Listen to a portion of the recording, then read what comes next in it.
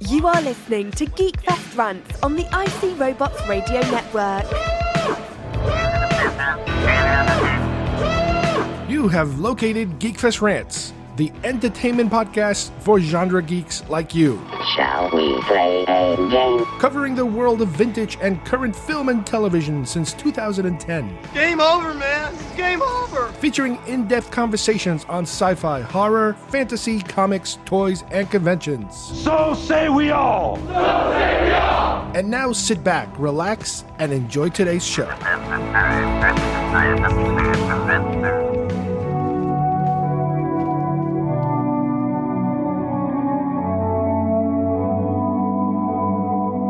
Under the crimson, primordial sky, the wretched warlock reached into the dark embrace.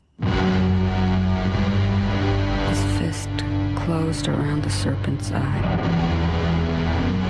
Strange and eternal.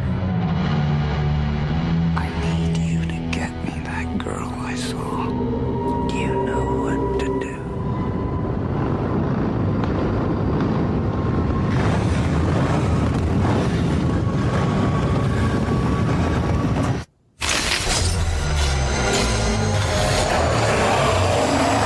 You're a special one, Mandy. I, too, am a special one.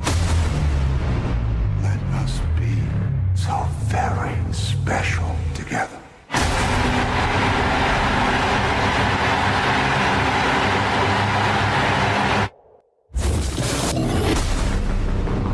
So what you gonna do with that thing? I'm going hunting. So what you hunting? It's crazy evil.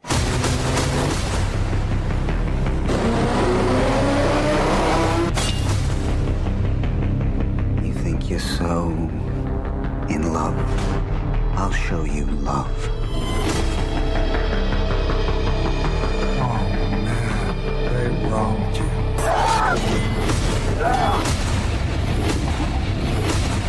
You exuded cosmic darkness. Glowed from within, strange and eternal.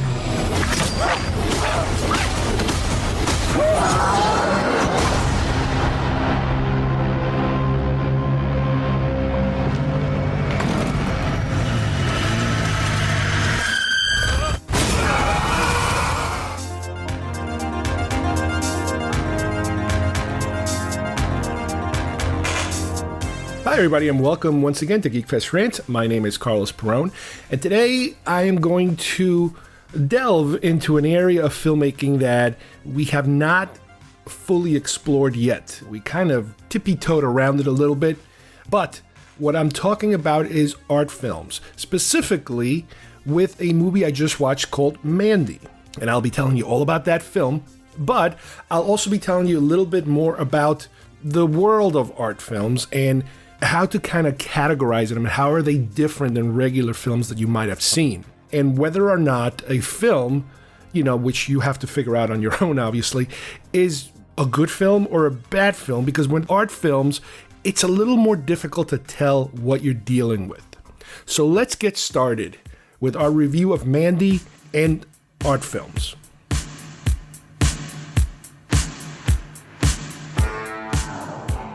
What did I teach you? You are the Duke of New York. You're a number one. You will not laugh. You will not cry. You will learn by the numbers. I will teach you. Can you dig it? Open the pod bay doors, Hal. I'm sorry, Dave. I'm afraid I can't do that. That spawn of Satan. Oh, really? The Force will be with you, always.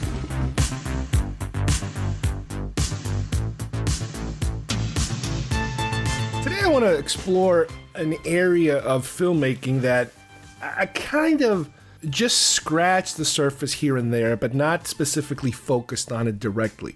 And by that I'm talking about art films, experimental films, new wave films, stuff that's really a little bit out there. And when you watch art films, films that are not exactly your straight pop culture-y kind of normal films. There's a fine line between an art film and a dumpster fire, basically, because sometimes, when people try to create something artistic, now, what is the definition of artistic? What qualifies as an art film? Who the hell knows? It's so subjective that you can't really put your finger on it. But just like they say about pornography, you can't really describe pornography, but you know when you see it. An art film is similar to that. I can't tell you exactly what an art film is, but sometimes there are these films that they look so different and different things are happening and everything is different and unusual and the pacing feels wrong. It feels strange. Things look different. You see things that normally you won't see. Many times you feel very, very uncomfortable watching these type of films or these sort of sequences in a film. And there have been contemporary filmmakers, I would suggest, that kind of ride the line. Filmmakers that every now and then they veer into an artsy kind of environment. And a good example would be probably I would say the best known one would be somebody like Stanley Kubrick. We talked about him before, where you're watching this film and aspects of the film are very normal, but then things turn weird and strange and there's something off about everything you're watching. So that is one possibility of how people might experience or kind of gateway themselves into the realm of an artsy kind of film. The particular film that I was recently watching that kind of led me down this particular rabbit hole is called Mandy. It's a 2018 film directed by Panos Cosmatos. Now, when I first heard that name, Panos Cosmatos, I'm like, that is a very unusual name. Especially that last name sounds very familiar to me. And if you look around a little bit, you go to IMDb or Wikipedia and you start to look at his name. The reason I'm familiar with his name is because his father was the director of Rambo First Blood Part 2 and Cobra and Tombstone. So we're going back to the 80s here in terms of, wow, this guy is this guy's son. And he just made a movie last year called Mandy, starring Nicolas Cage, that got somewhat of a buzz going around it as it being a different kind of movie, not a family movie, that's for sure. So I've been kind of waiting for this movie to come out on DVD or Blu-ray so I could, watch it. I wasn't going to go see it in the theater because I honestly, to tell the truth, I don't even think that movie, there's no way in hell that this movie would have been playing in the area that I'm in. A movie like Suspiria, that remake that was made last year also of that horror film, it was supposed to come to my area, but it didn't. Don't know why. There are all kinds of weird movies that show up here, but this isn't the town for that kind of movie. If you're in New York or in LA, or a real metropolitan area, I would say maybe even Orlando, you might be able to catch these kind of movies. But here, this is a very conservative, repressive, more or less kind of area. So this movie or anything like this, I would imagine, would have people picketing the theater if they got anywhere near it. But anyway, so I wanted to see this film and I was waiting for it. And I kind of forgot about it for a while. And I'm, in the back of my head, I'm thinking, oh yeah, this movie will eventually come up, it'll eventually show up on Netflix. So the other day, I don't know, 2 weeks ago, I received a movie called Beyond the Black Rainbow. And I could not remember why I had ordered this movie, in my Netflix queue. And this is something that I used to do a long time ago, back when I used to regularly visit the Ain't It Cool website. What they would do is the different reviewers, or even Harry Knowles himself, before he basically self-destructed and the website kind of took a giant hit for his problems, they would have a monthly DVD or home video recommendation section. And not only would they recommend and kind of review your typical films that come out, your very popular films, whether it's a Disney film or a Star Wars film or a Marvel, DC, whatever, they would do the regular stuff. But then they would also do some very old classics, black and white classics. And they would do some weird films that I've never heard about that kind of would bring me back to, my old college days of hanging out with people and exploring these weird films, whether they're horror or sci-fi or, all the weird stuff, genre stuff that is kind of like in the basement of most of the genre material that we're into right now. Obviously, we go for the big stuff. We always go for the blockbustery, we have our top tier people. But then there's a B tier and a C tier, and you can go, take that elevator ride all the way to the bottom of some real weird, crazy stuff. And that website would sometimes dip into that. So this is exactly the type of movie that would have been recommended, if they continued that practice, because they stopped doing it. They stopped doing this video recommendation section, which I really miss. I wish I could find another website that could recommend unusual, crazy films like that. But anyway, so I received this film, and I could not remember why the hell I had ordered it. I couldn't pinpoint why I had ordered this film or how I had heard about it. I could not make any heads or tails. So I watched it. And it was different. It was super artsy, almost like a drug experience, if you will, in terms of how trippy, weird. The imagery is so strange. The manner in which the story is being told, the pacing of the story, the things that happen, it was just out there. And it's one of these films that, you go into it thinking, okay, I have a background, a little bit of a background. I wouldn't call myself, like an art house snob or anything, but through my limited film viewing, I do have a small archive of films that I've seen, which I'll talk about some of them today, that kind of fall in that realm. So I do have a point of reference in terms of, okay, I understand how this kind of might work. Don't get me wrong. Once you go down the art house or art scene or art whatever it is, whether it's film or whatever, there's going to be a million people that are a million times more knowledgeable, and they will tell you how knowledgeable they are. That is definitely one of the staples of artsy kind of crowds. They're not very modest about their knowledge or their perceived knowledge.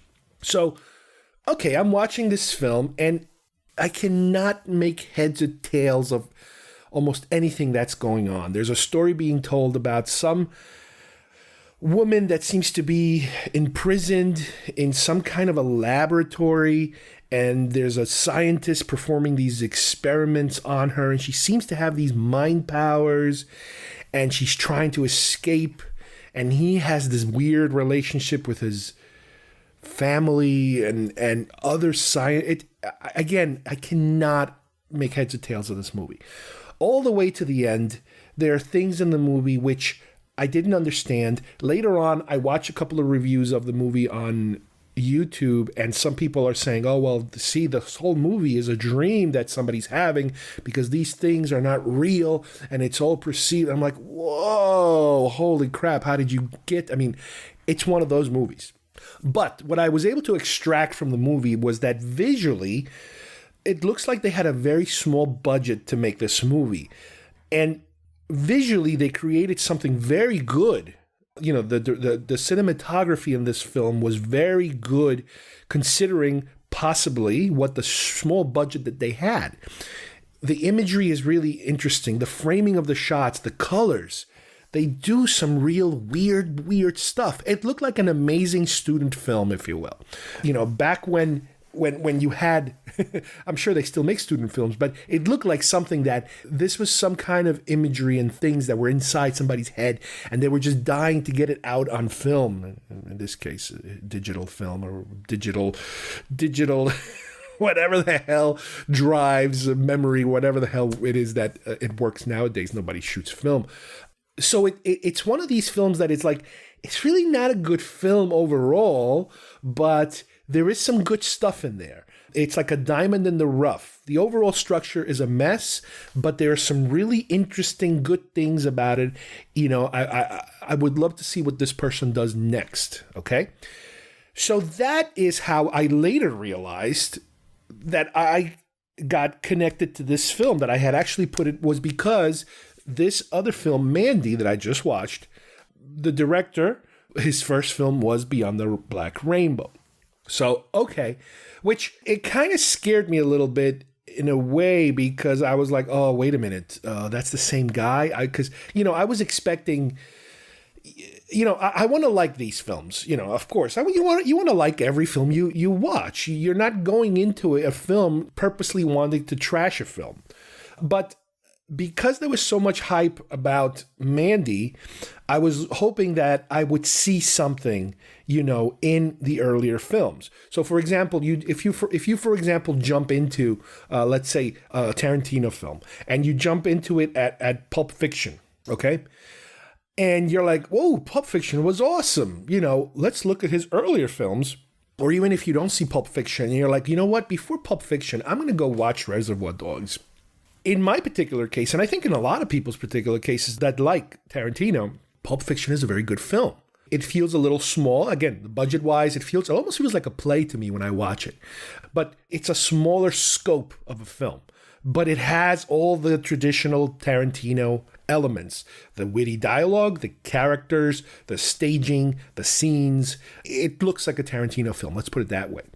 And with Pulp Fiction, it was like, oh my God, now he has actual money to work with. He has a bigger roster of actors. He's firing on all full cylinders. Here, you know, because I was disappointed with the first film, but I did notice a couple of good, interesting things.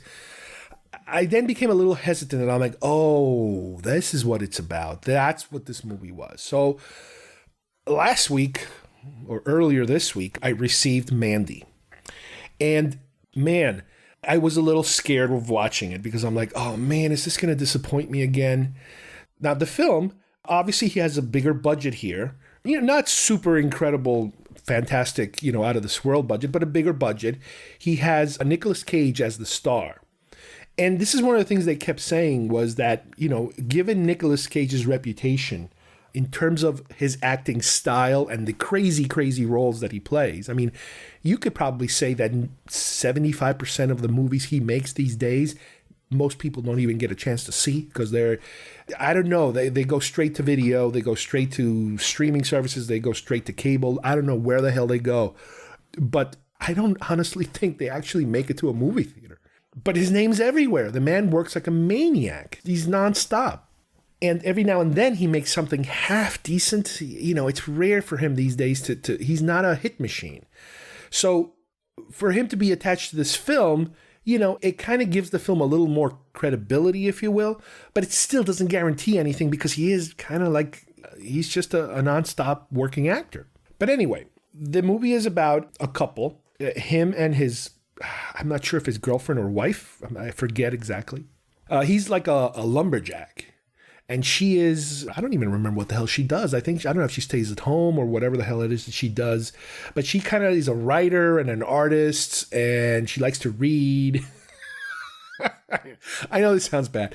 But the film is about what happens when she encounters, you know, walking along the forest, if you will, a weird sect of kind of like a Charles Manson kind of sect, weird bunch of people that are into some heavy drugs and religious iconography, and they're like a cult, and they're psychotic, and they end up kidnapping her with the aid of these weird, like, death biker gang.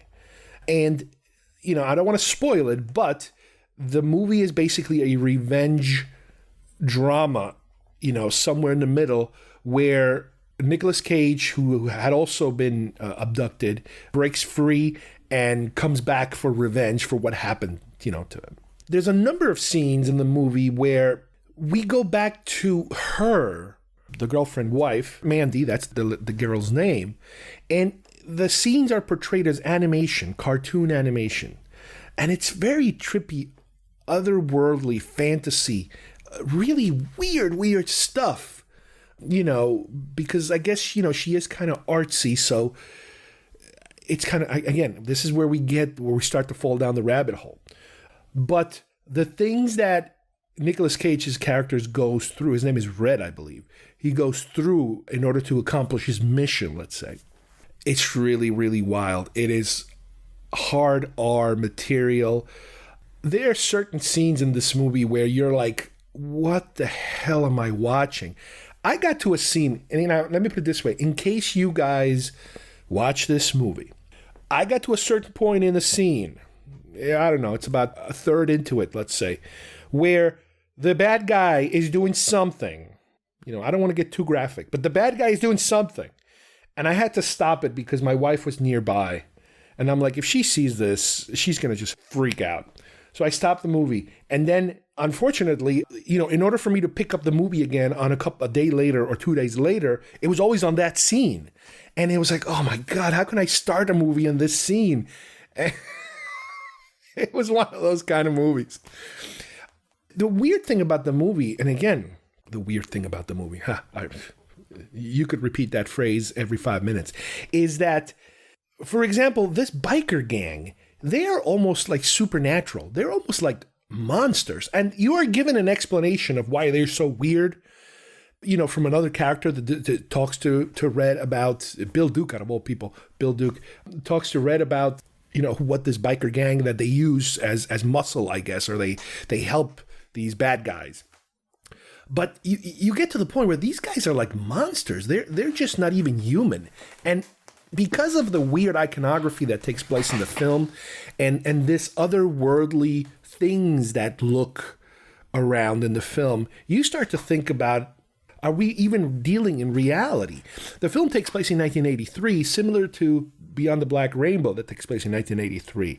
The look, again, it's a retro kind of looking thing, but it's not like pop culture retro. It's not like Stranger Things, where it's full of pop culture 80s stuff. No, it has some subtle 80s stuff, but it's more about the music and the feel.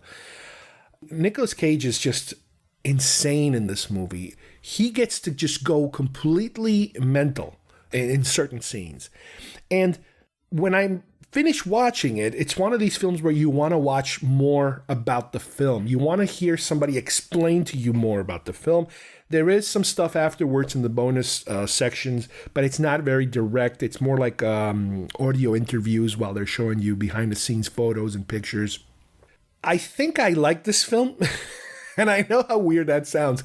This is one of those films that you almost need to hear other people's point of view. At least that's how I like to do it sometimes. I like to hear other people's point of views to see if I miss something, or, if my feelings are similar to other people's feelings about how they felt after they were done. And yeah, this is one of those films that you need to hear more, or you almost need to watch it a second time to get a better impression of it. I think I kind of like this film. It is not as out there, in my opinion, as the first film, the Beyond the Black Rainbow. It's a little more cohesive. The story is a little easier to understand. You're still being given some weird imagery, but it is easier to follow and to kind of see the beginning and the end of the film, what the story being told was. And I don't think, even though I do have a slight doubt, by the time we get to the end, that this is a straight story. There is no twist that all of a sudden we're looking at this the wrong way. Like I said, a few people who have reviewed Beyond the Black Rainbow tell me that at the end of the film, if you really pay close attention to certain items, to certain things, this whole film is not really real. This is somebody's hallucination, let's say, of something that's going on.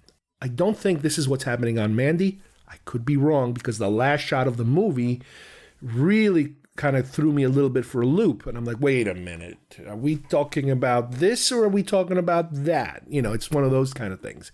Now, don't get me wrong. I am certain that a big intent of this film is to keep you confused and wondering about what is real. And that is not necessarily a bad thing for this kind of film. When you're talking about a straight film, a straight narrative, a straight normal film, you don't want to be guessing too much. You could pull the little tricks here or there, the M. Night Shyamalan twist endings, that's acceptable. But it all has to make sense. But when you're dealing with art films or experimental films, the idea of having to be dealing with something like that is not necessarily something that is as unacceptable as if it was a regular film. So overall, I would say that Mandy is a good film, and I'm really curious to see what will this director do next. The behind-the-scenes stuff in the DVD also gives you an insight into Elijah Wood was also one of the producers of the film, and he was one of the ones that was championing Beyond the Black Rainbow to entice other people into getting into this film and to participating in it. So it's really interesting, that the people involved in making it. But where do you categorize this film? Like I said, it's not a straight film. What this film will do is kind of, if you're into it, if you enjoy this sort of thing, it could open the doors to this other world of movie making that's out there. That is, I would say it's more adult in terms of definitely not for children. I would say you should at least be 17 or 18 years old if you're going to start watching this kind of stuff. Obviously, this is an R-rated film, very violent, certain scenes, very disturbing images. A lot of these films, it's either violence or sexual nature in terms of what you're dealing with that is really extreme. It's really the type of stuff you're not used to seeing in a film. Different parts of the world have different standards for what is acceptable. Like, for example, I believe in England, they're a little more open about sexual content, but they're a little more repressed having to do with violence. So it's a game that, different countries play in terms of what their norms are. But if you kind of want to go down this route, there are many, many films and filmmakers. Like I mentioned before, somebody like Stanley Kubrick. Okay, Stanley Kubrick, you're going to notice some things that are different about him. They're different about the way he does his thing, the way that he did his films, the way that he stages scenes, the way things look, the pacing. There's a Stanley Kubrick feel to it. That, if you then jump to some of these other films, you might start to see stuff like that. So you take, for example, and I'm going to just kind of randomly go in some different directions here, but a movie like Natural Born Killers. This is a movie, it's an Oliver Stone film, and it's probably one of his weirdest films. I'm not going to say it goes so off the rails, but compared to his other films, this is a movie that did some very different things visually. And the content of the movie is really, it's not that attractive. It's a very dark subject, which, again, if you want to examine that film in itself, what is the purpose of the film? What is the story, the meaning of the film? It has to do a lot with the television culture and the reality culture, which, again, we've reached a high point now in reality because, like I mentioned many times before, reality television now has permeated into everyday events, including politics. And you could say that he was kind of telling us that back then, even though it wasn't a political film really, it was more about the self-obsessed mentality, of mass consumer consumption and how we will look the other way to such atrocities as violence and crime just as long as we're entertained. Again, we're getting deep into the movie itself, but that's not the point. The point is that this is a film that experimented with visuals that were very different. And at the time, he was kind of working his way to that. He had just done JFK, I believe, where he kind of dabbled a little bit in different film stock, different film grain, with different scenes and flashbacks. But with Natural Born Killers, he went haywire. He shot certain scenes on completely an unrealistic manner, which was very jarring at the time because, you're used to a certain level of filmmaking of realism, and now you get hit with what could be considered surrealism. Things that are not realistic looking, but they're leaving this impression, this burned-in impression in your mind of a certain scene or a certain memory that's being replayed, but it looks completely unrealistic, on purpose. And that's the thing. It's done on purpose because he's trying to evoke a feeling out of you that normally you wouldn't possibly have gotten if it was a straight film. So there's a director that kind of dabbled with it a little bit. The best probably example, I would say, is somebody like David Lynch. Now, granted, I have not seen every David Lynch film. I have never seen Eraserhead. And from what I understand, Eraserhead is probably the best example of this crazy artsy thing, that we're talking about right now. But still, you take a movie like Blue Velvet, Wild at Heart, Mulholland Drive, and you definitely have this example. Twin Peaks, my God, Twin Peaks goes back and forth between these two worlds of realism and complete, utter, insanity. He was able to do that, and he had continued to do that in the majority of his more popular films, to be able to tell you a story that every now and then would make a left turn into this other world of storytelling that is hard to understand at times, and you have to kind of try to understand where he's taking you, and then he kind of puts you back on the tracks, and then you're off the tracks, and you're on the, so this is a director that does a lot of that, and he became famous because of that. That was his thing, his shtick, if you will. He didn't just live in one world, he kind of lived on both worlds. Which I guess that's, that's something, it's a way of making a career. You want the mass audience, because traditionally, art films, anything like that, low budget stuff, it's very small, doesn't really make a lot of money. Sometimes it's a stepping stone to something else. But here it's a little different. Here, you're dealing with directors that are able to kind of ride the line.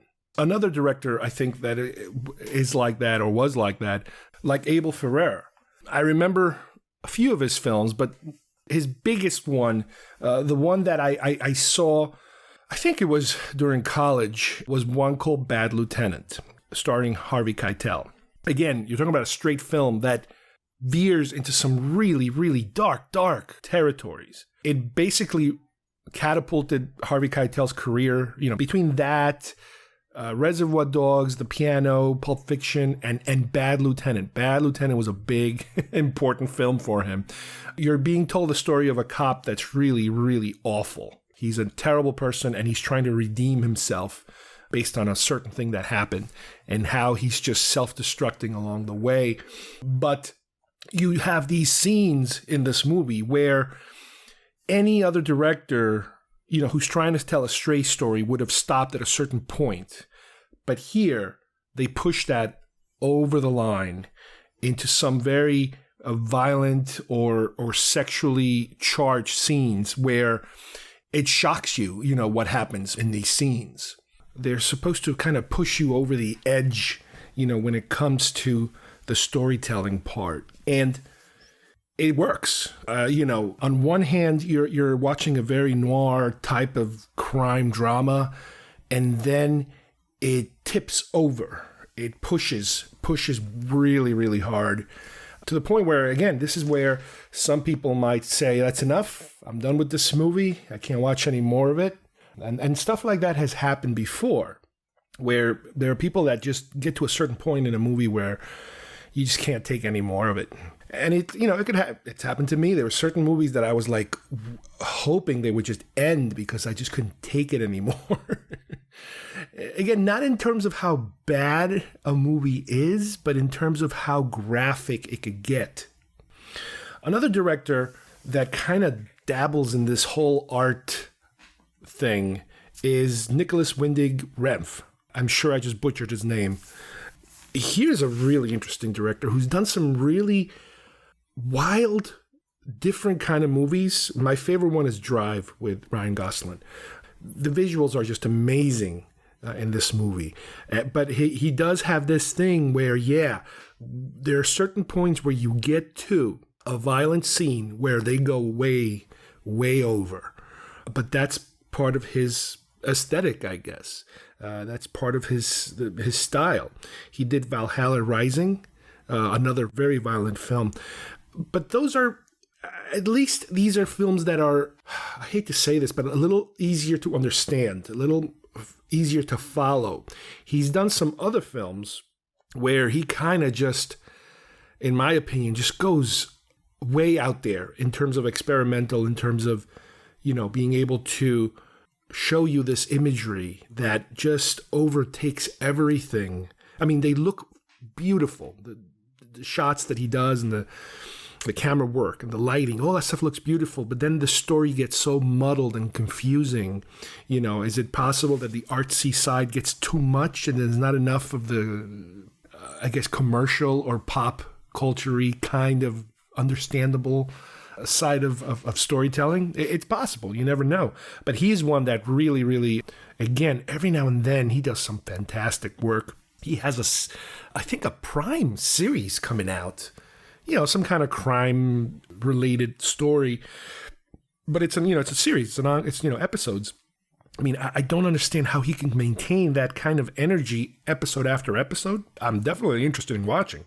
The thing is that if you start exploring these kind of films, you're going to find yourself literally going down a rabbit hole.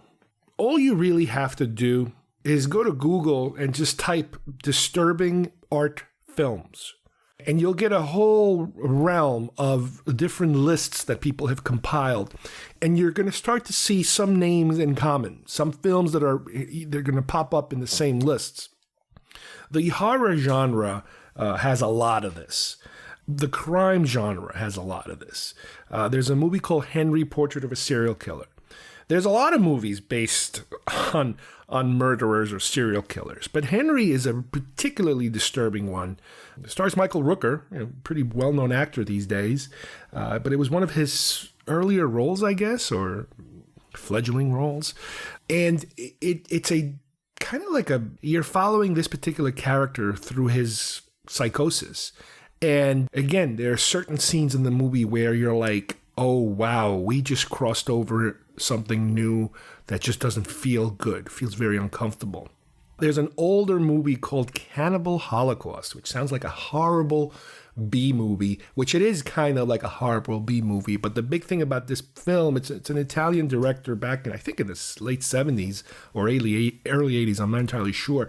But this was one of the most revered, if you will, of the horror films that go way over in terms of the depiction of the murders taking place, killings taking place.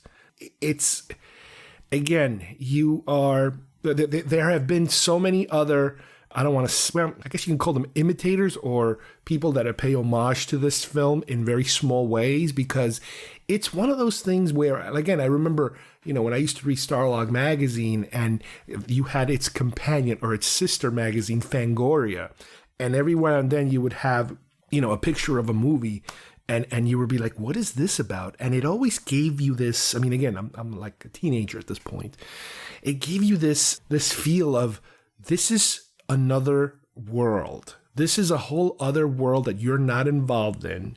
You like your Star Wars movies and your Star Treks, and you like your safe, Western kind of film. And I'm not talking about Western in terms of, cowboys and Indians. I'm talking about Western filmmaking in terms of happy endings. You have movies that are told in a certain manner, you have certain acts, and then usually the plot gets resolved at the end, and usually there's a happy ending where the good guy wins, usually. There are movies, of course, that are kind of like a bummer, and at the end, the good guy doesn't win. However, this is something more of I guess you can call it a European influence, French and Italian and German and, a lot of European films that brought this whole darkness into filmmaking, that things are just not pretty. They're not always pretty and bright and happy. So, yeah, it was this other world of horror films that existed out there. A lot of it was foreign. A lot of it, again, Italians had a lot of stuff like that. You take a movie like Suspiria with the Argento, the director. There's other directors. There's a ton of Italian directors that have their own kind of genre of horror that it is much more gory and violent. So yeah, that's one of them.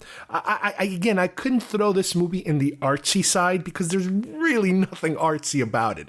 This is more of the gore, horror, slasher, not even slasher really, just the shocking horror, kind of genre.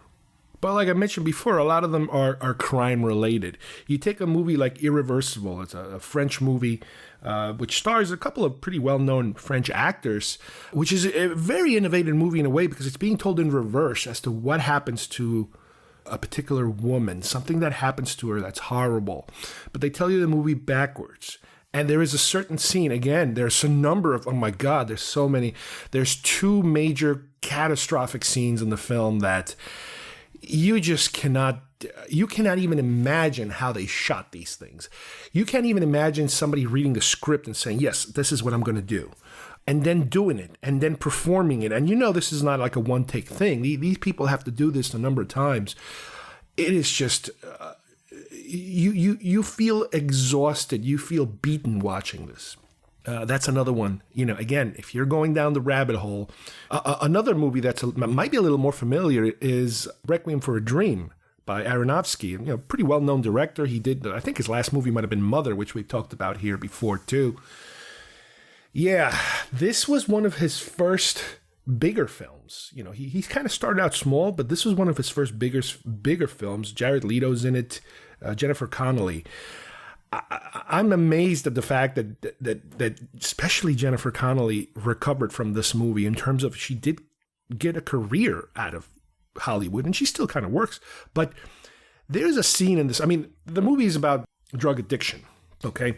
And with Jared Leto, there's certain things that happen to him because of his drug addiction that is just horrific to watch. But with her, she does something. There's a scene. It's an infamous scene. It's sexual in nature.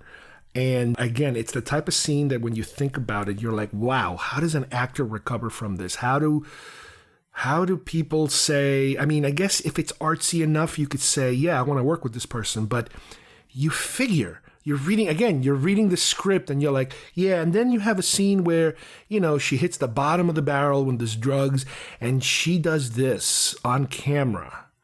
Granted, it's simulated, but wow, you're like, holy moly. It's one of these films, again, that they ride this line, they take you to the edge, and then they cross that line into this other world where you're like, wow, I don't know if I can finish this. But I would say the most probably controversial film of all of them is one I recently watched, and it's one that's been on a lot of these lists as the number one most controversial, shocking, disturbing film ever made.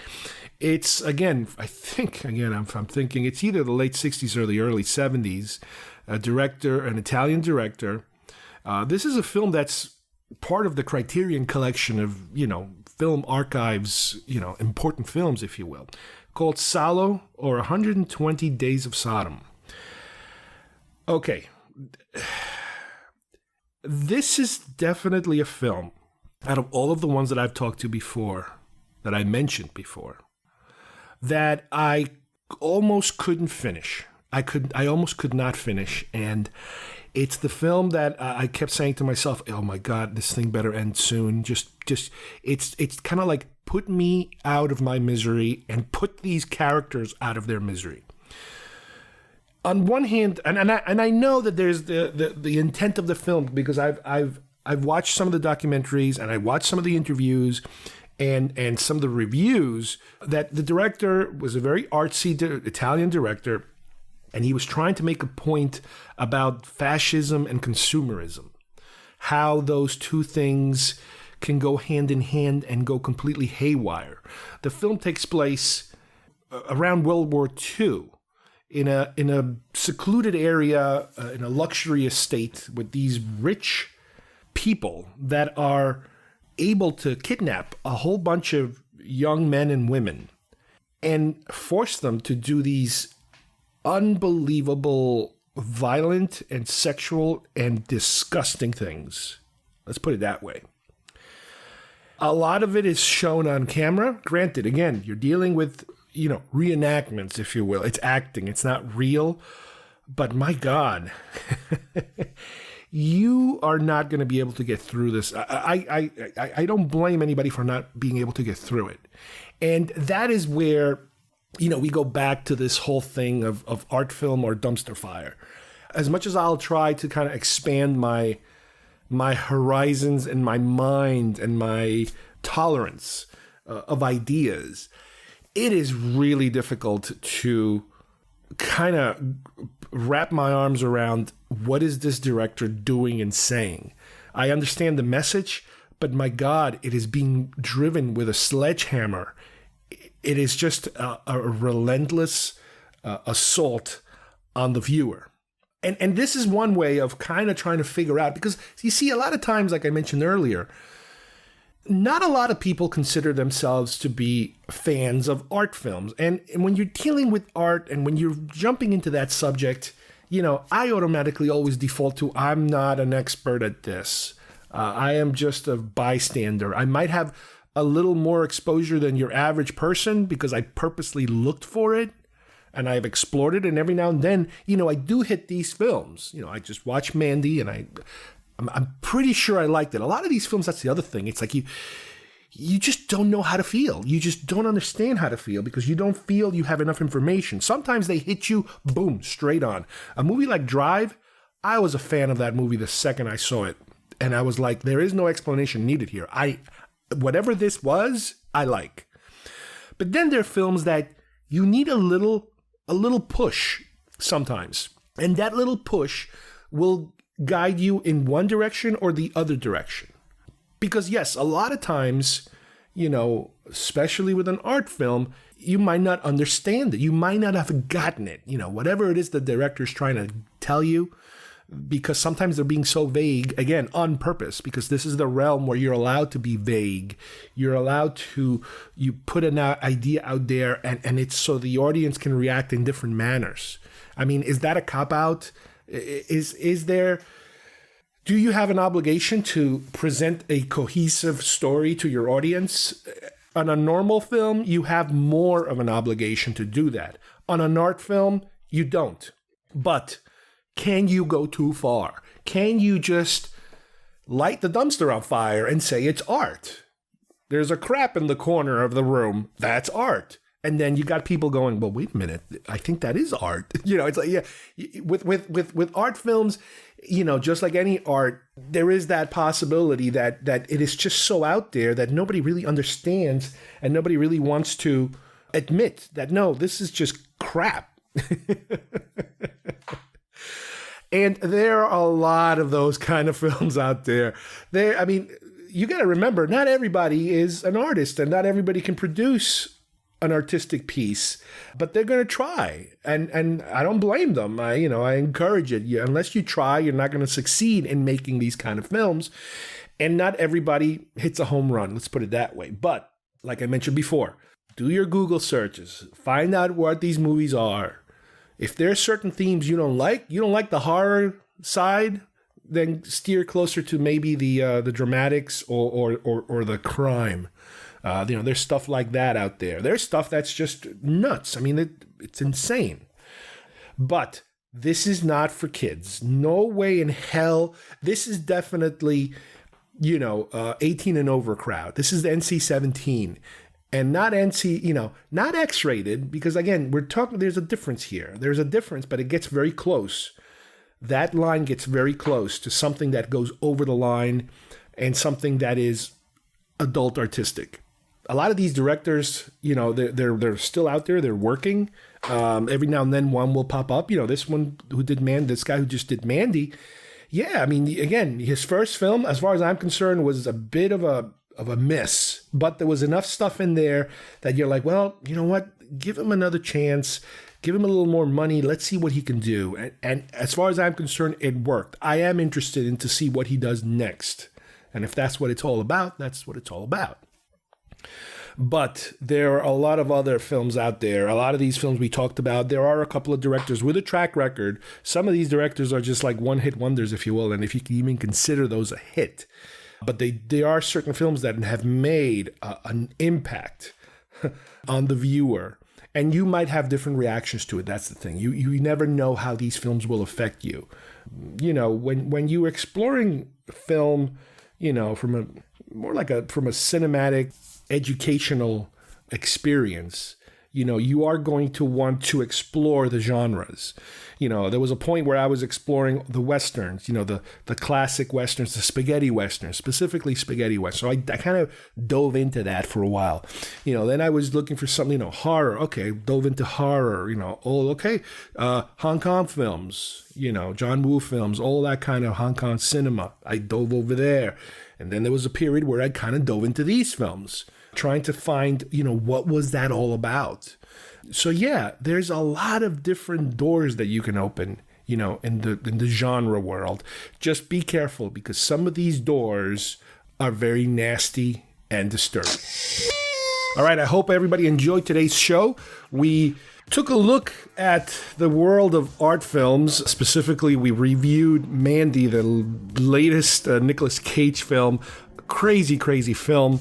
We went in many different directions because we wanted to kind of see how different directors, some names you might already know and some names you might be completely unfamiliar with, and some of the highlights, which could be considered lowlights, of past, prominent artsy kind of films, and how you have to kind of figure out on your own, if you're dealing with something fantastic or something that's, dumpster fire territory. It's very, very subjective. But hopefully we've given you a little bit, just a taste of what's out there, that you might be curious to explore further. So on behalf of everybody here, thanks for listening, and we'll see you here soon at GeekFest Rants. Bye-bye, everybody.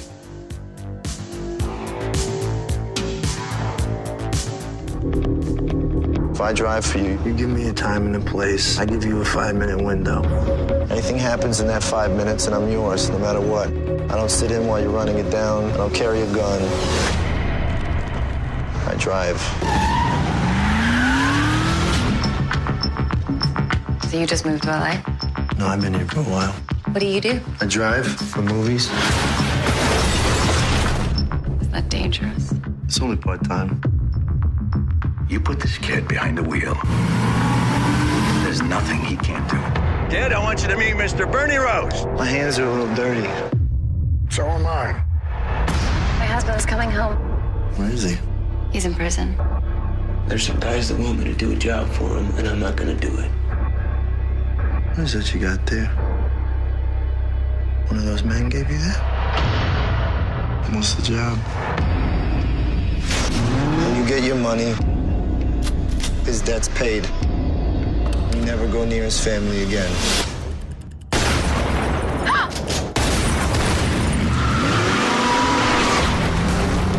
Did you have any idea there'd be a second car? He said there would be another car to hold us up. Whose money do I have? I'm gonna tell you something. Anybody finds out, we're both dead. That's why this driver's gotta go, Bernie. He's gotta go.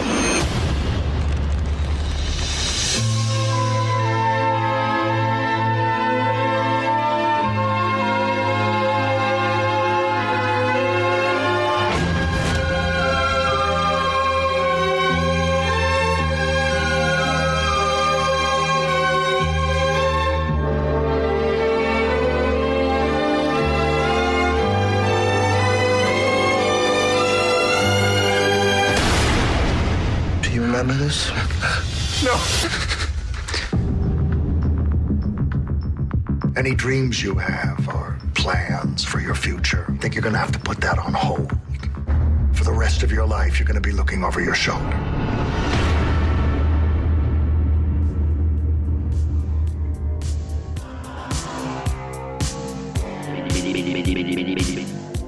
If you would like to subscribe to our show, send us messages, or see video links to some of the topics we talked about today, please visit our homepage at geekfestrants.com or our YouTube channel, Facebook page, or iTunes at GeekFest Rants.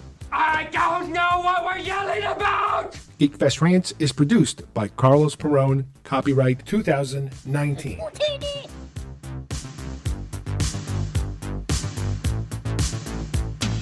This broadcast is part of the IC Robots Radio Network. Visit icrobots.com for this and many other nerd/nostalgia related podcasts. You won't be sorry for long.